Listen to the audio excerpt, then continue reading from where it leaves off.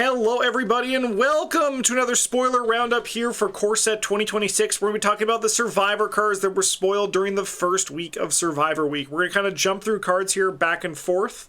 And it's going to be a good time to talk about what was spoiled because I actually think there's some really nice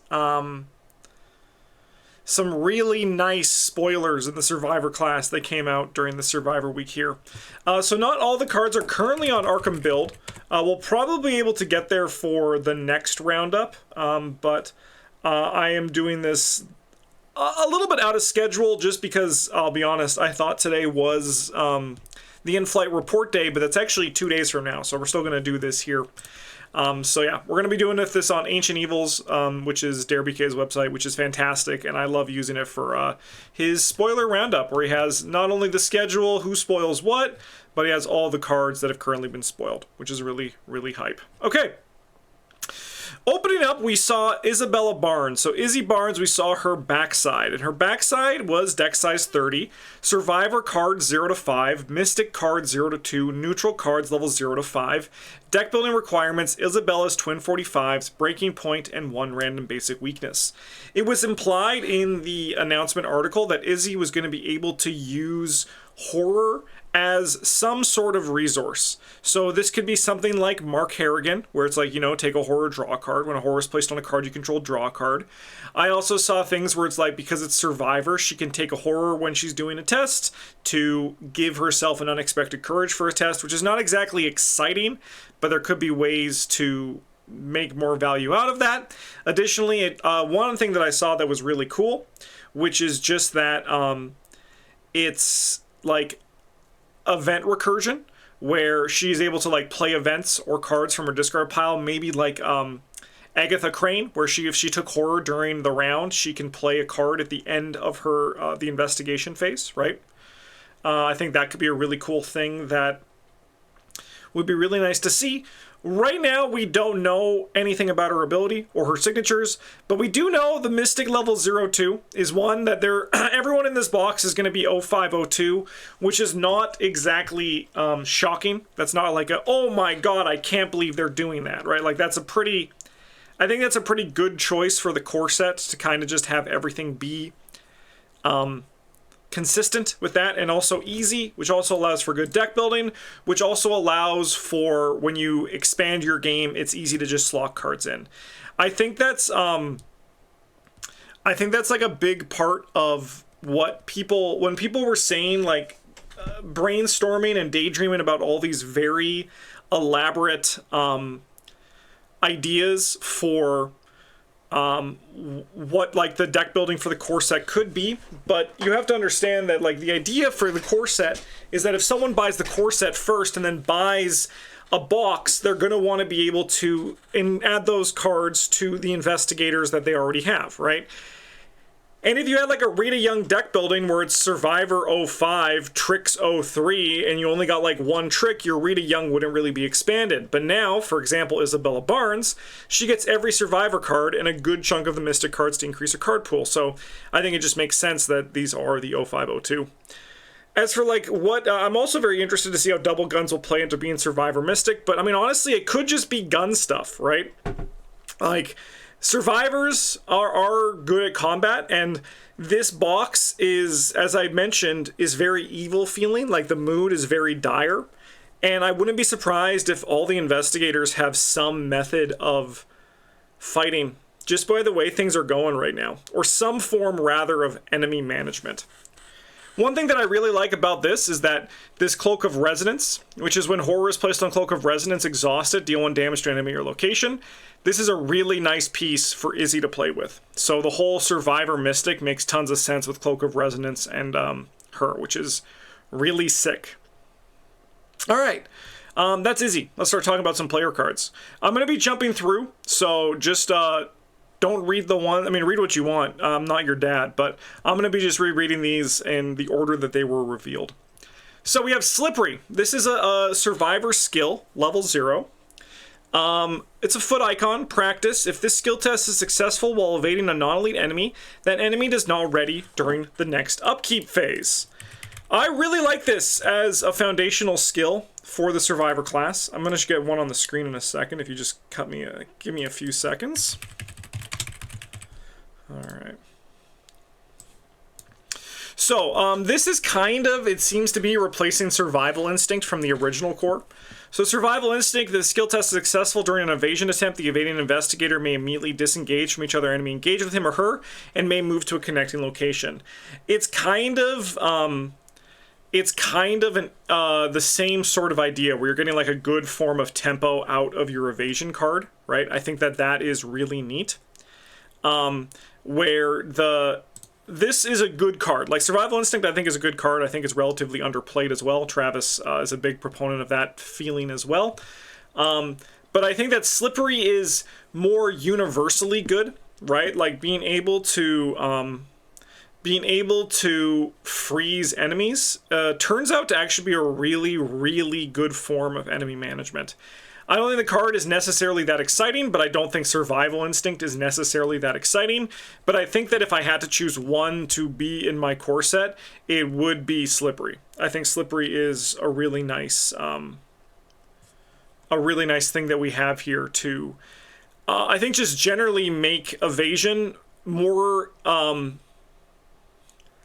relevant outside of the core set, because with this Survival Instinct, if you go back to like our old videos, we would never evade, right? Like there was no point in evading. The enemy just being dead was better 99% of the time, right? Like we'd only evade the boss monsters when we don't want to get attacked by the boss monsters. Like we're evading to avoid retaliate as opposed to evading as a form of enemy management. And Slippery already gives a viable reason to do enemy management in the core set, which I think is really nice. So really good thing here. And then this continues into Shove Off. So this is a 1-cost event. It's a tactic. Evade. If you succeed, deal 1 damage to the evaded enemy. If you fail, return Shove Off to your hand at the end of your turn. I also think that this is a really nice option for survivors to have. It works very well with Slippery, right? It also, works very well on its own. They work together perfectly, but they taste great on their own as well. So I think that's a really nice option. This was something that also kind of reminds me of a card that was in the core set that we never played, but it turns out I actually think that this card is pretty good. The Blinding Light to evade and ping in the original core. So evade, this evasion you attempt uses brain instead of foot. If you succeed, deal 1 damage to the enemy just evaded.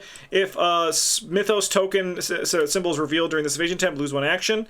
So like that's pretty rough. But I think that's why people were scared of this, especially in the early game. But like the upgraded version is also, it's like 2 damage. That's really good as well. But I think like just having this be 1 cost and like literally no downside, like the downside is actually upside. So if you fail, you can take another shot at it. I think that's obviously very survivor coded, but I think that's also just like a really nice thing to have on the card to make it actually like usable. And like don't sleep on pinging an enemy as you evade them. It's a really good thing to do. It just like slowly solves problems while quote unquote kicking the can down the road. And I think that Shove Off is going to be very viable in a lot of investigators. If we look back at the Legacy format as well, we don't need to always look forward. If we look back at Legacy, Rita Young will take this to just now have her own like toe-to-toe style effect, right? It's really good to just have that option to just like nuke something. I think Rita Young is going to get a really good boost from this. Like Rita Young, as evasion has gotten better and evasion tools have gotten better, Rita Young by extension has also gotten better. So I think that Shove Off is a really nice piece in the Survivor card pool. I think as a whole, the Survivor card pool is looking really nice, and we haven't even seen all the cards yet. So I'm very happy as a Survivor fan how things are looking currently for the spoiled cards.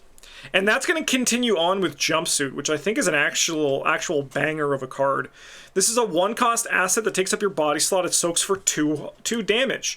So without going any further, this looks a lot like Leather Coat, right? It's like the Leather Coat in this one, which I think is a nice piece to still have and still be able to take advantage of, but just in a better way. Necrotoaster, 22 months of the Golden Table. Thank you for your support.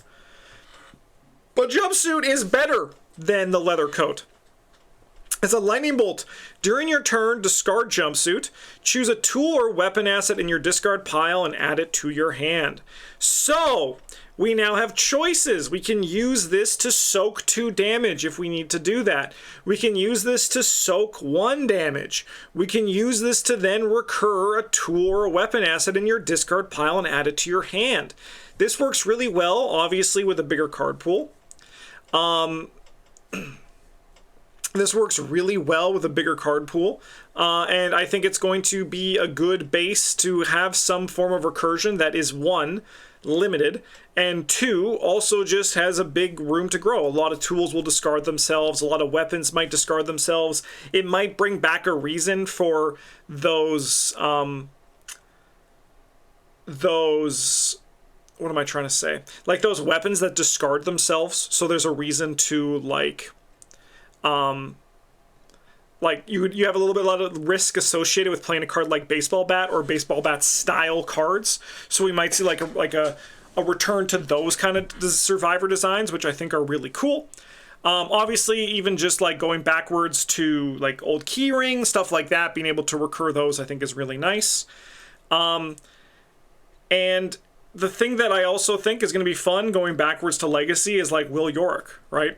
Will Yorick, he likes regular leather coat. I think he's going to like recursion leather coat as well, because it's going to allow him to kind of double dip on his recursion, or get some more soak and then also get some other recursion from that as well. I think like it can be, you can get like 2 for the price of 1. No, you can just get 1, but you also get some soak on top of that. But I think that ultimately, yeah, I agree, Beard, that the Hunter's Instinct and Jumpsuit having much more targeted recursion is, I think, more interesting than something like Resourceful, or even, to some extent, Scavenging. I think the big problem with Scavenging is that, 1, it gets anything, but it also helps you win the game.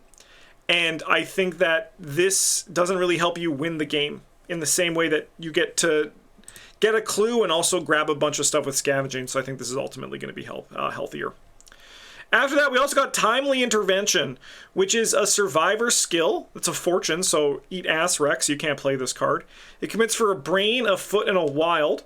Max 1 committed per skill test. You may commit Timely Intervention from your hand after revealing chaos tokens during a skill test you are performing. So, it's Lucky, baby! Lucky's back in Pog form. So if you don't know what Lucky is, are you living under a fucking rock? But Lucky is a fast play when you would fail a skill test. Get +2 to your skill value for that test. I think this is a nice version of Lucky. I think it's going to have more payoffs, if that makes sense.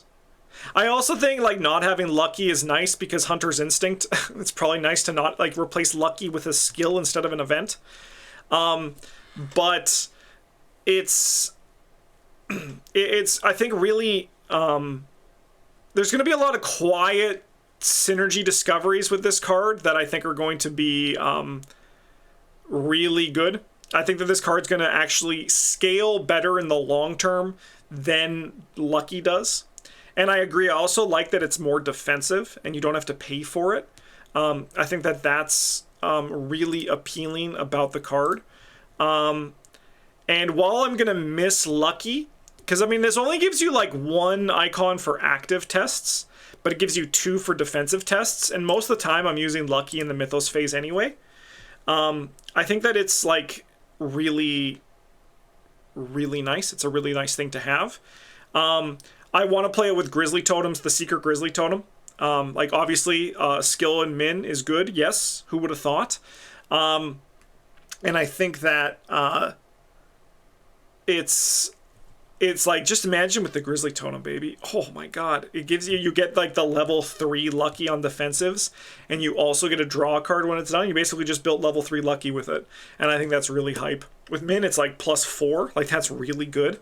Especially when it comes to evading. I think this card's going to be hype. Like I said, I think it's just going to have a lot of unexpected synergies because survivors care about skills more than other classes. You can tell because they got 2 of them at level 0.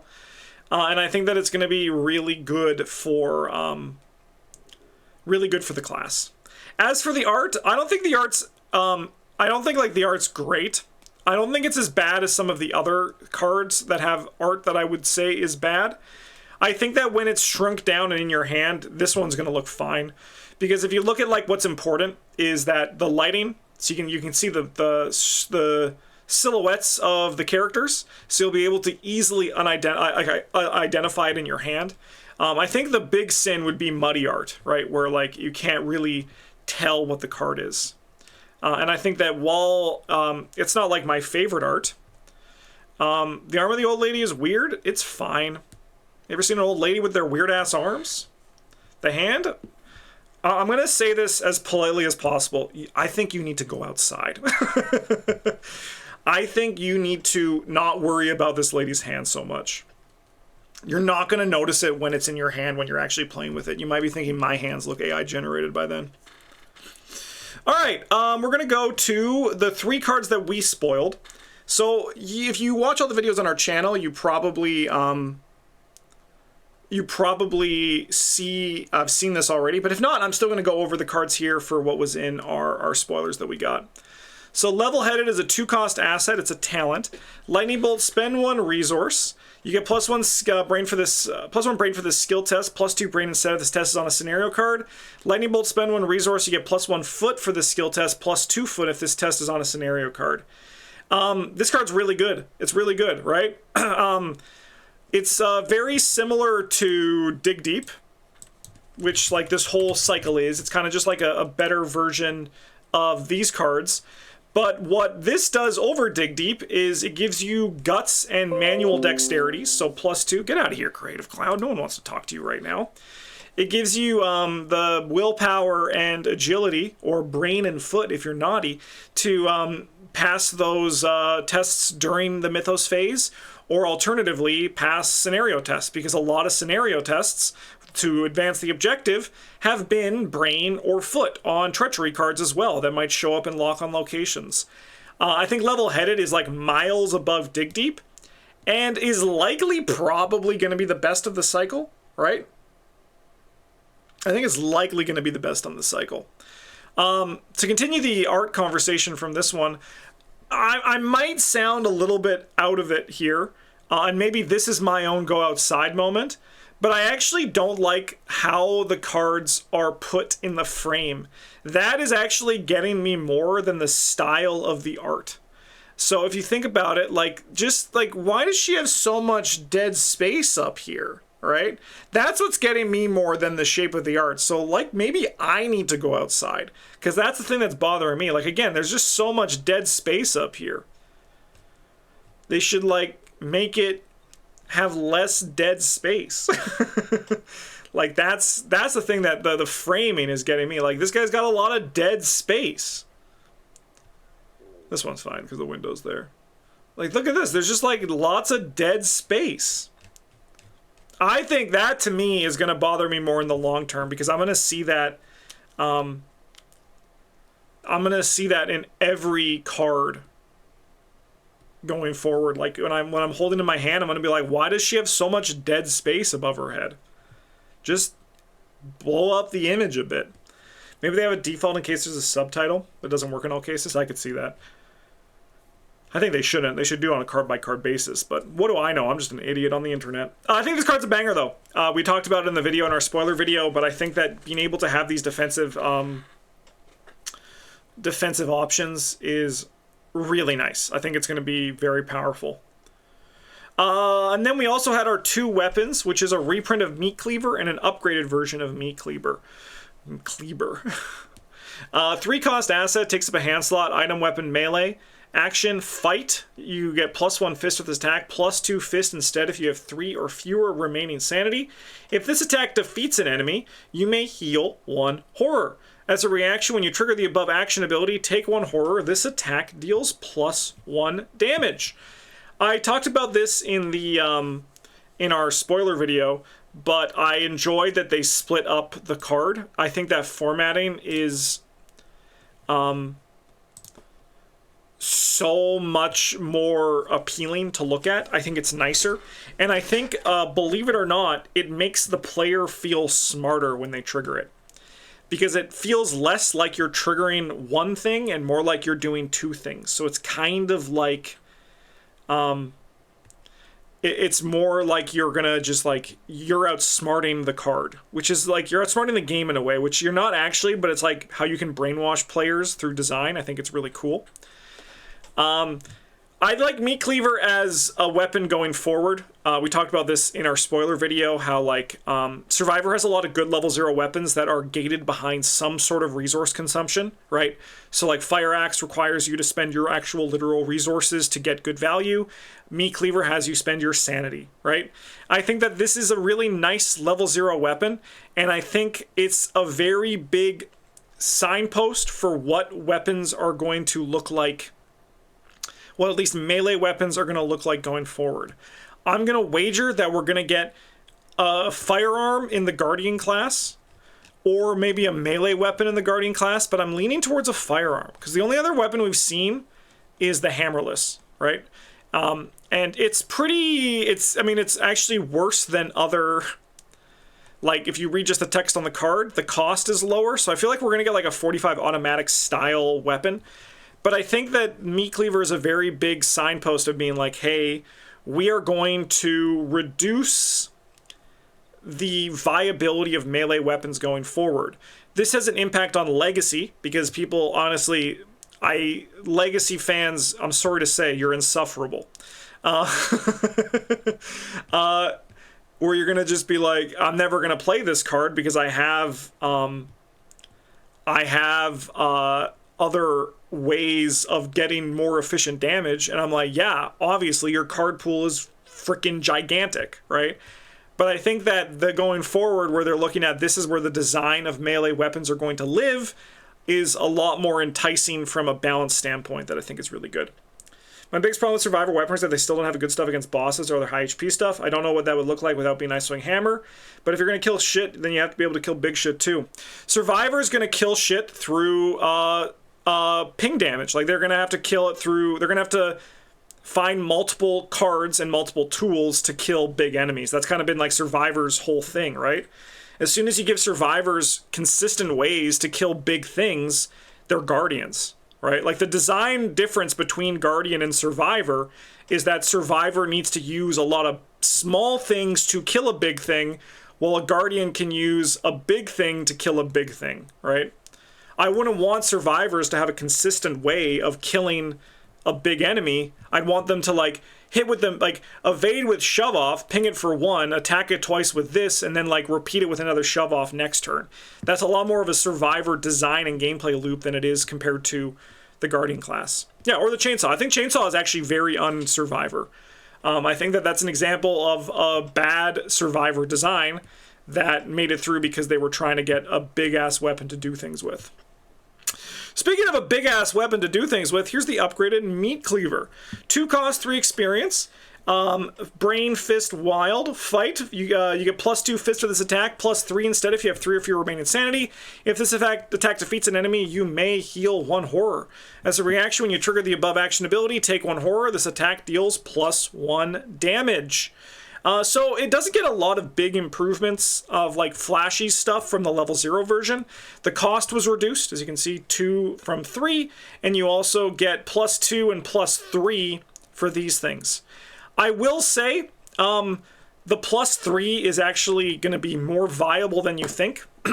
If you're playing the Meat Cleaver, your intention is to trigger the bracket effect on this, right? That is, I think, the most important part of this. And the idea is, again, you're going to have to put a bunch of things together and be able to kill things efficiently, but that +3 is going to make you more consistent at doing this. The damage doesn't change. That's a big thing to point out, that Astute is pointing out in chat there.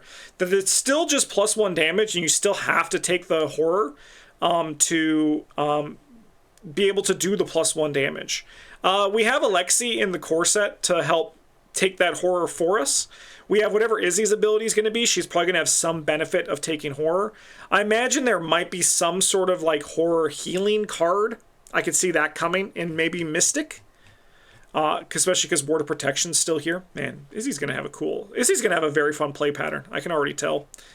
And I think that the comments where people are saying that this card is not really exciting at 3 XP, like it's a little bit overcosted.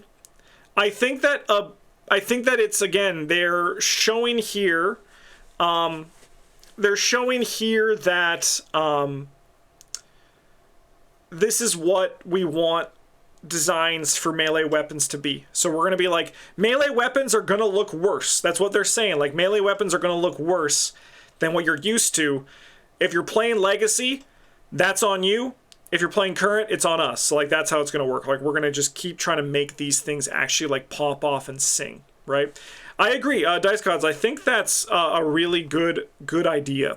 That this reaction, it would have been really nice. So when you trigger the above action ability, exhaust a Meat Cleaver or take 1 horror, this attack deals +1 damage. Dice Gods, that's a fantastic idea, and you've angered me because I wish the card actually said that. Because that would be, I think, really worth the 3 XP then. I think that's a fantastic idea right there. So I think that's unfortunate that's not there, but that is still... I think it's still, like, again, it's showing a lot, but man, that would have made that card, like, perfect. But I still think that Meat Cleaver is a very good base for survivors to have, especially if, like, Horror Soak or Horror Healing are going to be in their space. All right, those are all of the cards that were from Survivor Week 1. But, as we can see here, Survivor Week ain't done. We have three more spoiler days, and then a week off, until December 4th, when we're going to have an article from Fantasy Flight Games, which, like the Joe Diamond article, is likely going to have her front half and her signatures as well, and then maybe a few more Survivor cards to go with it. But that is it. Yeah, I think, like I said, I think Survivor's looking really nice right now. I think Survivor has a really good foundation build off, and we still have more cards to come. So I think these are really nice cards and really good core cards for the Survivor class. In the meantime, thanks for watching, everybody. I hope you enjoyed this. We'll see you in a few weeks for the next spoiler roundup that we got here. And hopefully after that, we get to see Rogue, Mystic, and Guardian weeks as well. I hope spoiler season continues this way because it has been very fun. Bye!